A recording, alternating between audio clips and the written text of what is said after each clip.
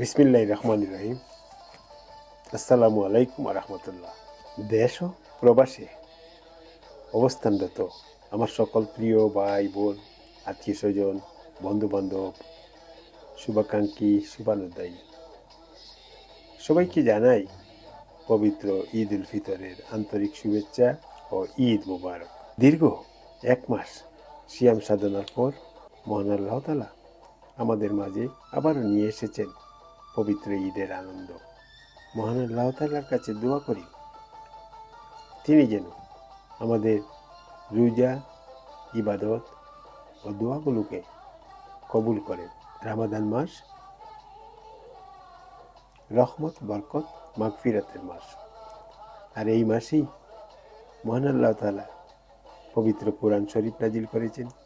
এই মাসে দান সদকার কথা গুরুত্ব আরোপ করা হয়েছে, মানুষকে সাহায্যের কথা গুরুত্ব আরোপ করা হয়েছে, রোজাদারদের ইফতারের গুরুত্ব আরোপ করা হয়েছে পবিত্র কালামে। ঈদ শুধু একটি আনন্দেরই দিন নয়, ঈদ হচ্ছে ভালোবাসা, ভ্রাতৃত্ব ও সহমর্মিতার একটি বার্তা বহন করার দিন। তাই আসুন আমরা সকলে একে অপরের প্রতি ভালোবাসা বাড়াই, আমাদের পাশে থাকা অসহায় মানুষগুলোর পাশে দাঁড়াই, তাদেরকে সহযোগিতা করি, তাদের সহযোগিতায় আমাদের হাত বাড়িয়ে দিই। প্রবাসে থেকেও আমাদের হৃদয় প্রিয় মাতৃভূমি বাংলাদেশের সাথে সব সময় জড়িয়ে থাকে।